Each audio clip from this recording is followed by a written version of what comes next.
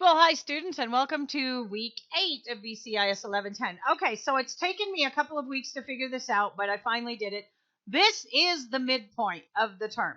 We finished 7 weeks. We have this week, and then there will be 7 weeks on the other side. It takes me a while, but I finally caught up. So this is our midpoint. It's weird. There are no midterm exams, but it's a midpoint, so we're going to do that. So anyway, so welcome and thank you for sticking it out. What are we starting with? Okay, so the 21st, let's see what's going on. If anything exciting happened this week. Kind of, yeah, no, maybe some people were born through the 27th here, the first one. The 4-hour collapse of, 1980. Oh, I think I remember this.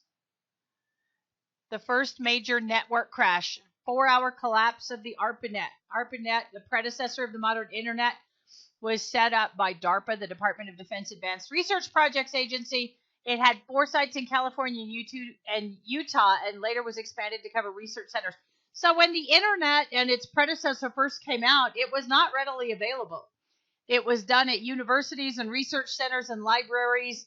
You had to go to these places and pay to use up the bandwidth and the airtime. You paid by the hour. Anyway, so now it says the network failure resulted from a redundant single error detecting code that was used for a transmission but not storage, and a garbage collection algorithm for removing old messages that was not resistant to the simultaneous existence of one message with several different timestamps. The combination of the events took the network down for 4 hours, but there were only a few sites that had it. So that's kind of interesting. Okay. Don't know that there's anything else that floats my boat here. Bill Gates developed a version of BASIC, and then a microprocessor co-inventor named Marcian Edward Ted Hoff was born.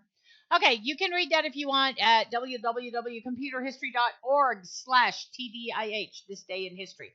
Okay, let's move on. We are done with Word. You will never see Word again in terms of curriculum. We are done with Word, and we're moving on. So this week we have just some quick little stuff, concepts, projects, and we're going to get started with Excel. Yay! And so let's go in and take a look at this. This should be fairly quick. This is where you found this week's video lecture. So there's this concepts project. It's just got a couple of little things that should not take you terribly long. All right, so one of the things that you hear in the news is people talking about fake news, okay? Or what was the other one? She said alternative facts. Okay, but this talks about fake news. So what this talks about is not anything political. It talks about the validity of the news that you hear.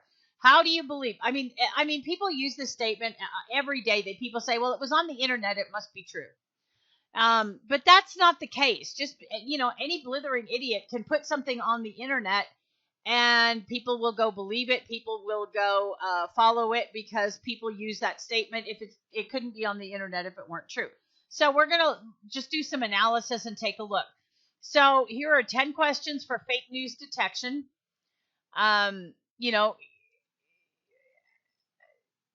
So use these questions to assess the likelihood that a piece of information is fake news. Gauge your emotional reaction. Reflect how you encountered on this. Consider the headline. Does it use excessive punctuation?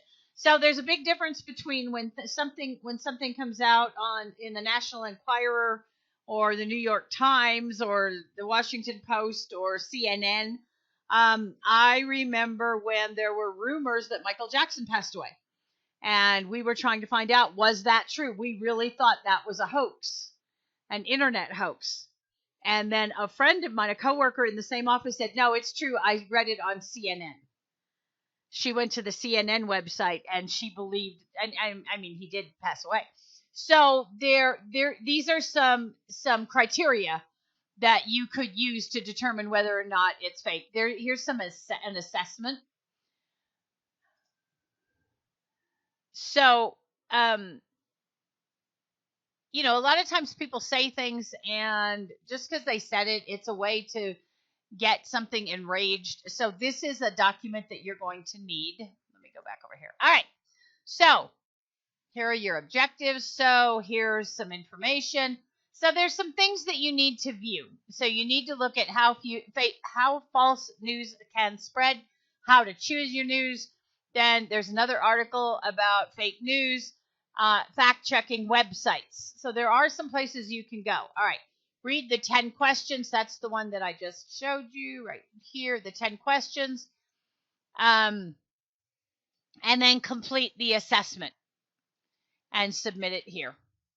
Okay, so you have to read all of this, and then you're going to go to this Word document and complete it after completing your fake news activity, and that is, right, submit this here. So you go through all of these. All right. So then after you read all of those articles, that's what it is. After you go through all of those articles, you fill this out. So it's a kind of an assessment, a kind of a quiz. You fill this out, save it, and submit it. Right here, fake news activity, 15 points. There you go. All right, now you need to use the internet. Okay, so there's a video here about a YouTube video about the history of the internet and then how to use the snipping tool. And so here are the instructions. So it's kind of fun. It just takes some time. So you have to use the internet. Okay. So what you do is go and literally open up a search engine and literally type in what movies are playing in Albuquerque. Okay. So I'm going to go to Firefox and I'm going to type in what movies are playing in Albuquerque. All right. Then I'm going to use my snipping tool, which I already have right here. All right. As soon as it opens, come on. So I pinned it to my taskbar. So you get this little box here. You click on New. Everything goes kind of dark.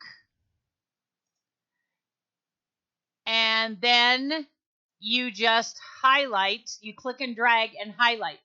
I don't care how much or how little. I don't care where. Right-click, copy, open up a Word document, right-click, paste. Then you go to the second one, which is over here. Where did it go? Right here. Okay. What is the capital of Afghanistan? So I can go to the same place and I can go, what is the capital of Afghanistan? Look, it's the first one. And then it's going to say Kabul. Kabul. Okay. Then you go back to your snipping tool and click on New again. It'll go dark. Right-click, copy, right-click, paste. And you go through every single one of those. So there's a lot. What time is it at Disneyland? What are the side effects of ibuprofen? So you go through every one of these and put it on there, on a Word document.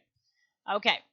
You go to find a job. You go to Indeed or Career Builder or one of those. Search for a job. Take a print screen of your job search results. And then there's another one for the next section. Type everything but the brackets. So don't type the brackets. So you type Tesla coil, snip the results. Type Tesla coil site :stanford.edu, snip the results. Don't put the brackets in. So you should have a whole boatload of snips on a Word document. You save the Word document and submit it right here. Okay. So it should look something like this. This is an example of what it'll look like. It's just a bunch of screenshots that you use the internet. Okay. So that's that. All right. That's the whole thing there. Now we need to go back to don't think you're done there. All right. Ooh, that worked. So there's those two things in there, those few things in there. All right. Now here are some videos. We're going to start Excel next week. So here are some intro videos to how to use Excel. And then there's a getting started with Excel assignment. If you remember, you had a getting started with Word where you put a shape on a document. Okay. So you're going to do the same kind of thing. Here are the instructions. You're going to open up Excel. You're going to create an invoice and submit it right here. Don't forget your attendance journal. Okay? Make sure you do that so I know you learned something this week. I don't care what it is. All right, very cool. That is it for the week. So the concepts project, getting started with Excel, and attendance journal, those kind of things. So you should be done. And thank you again for doing your work so early in the week, because it makes it easier for me to keep up with grading and get you some feedback. So have a fabulous week. And I can't believe October is ending already. Holy Toledo. All right. Have a great week, and I'll talk to you next time. Bye.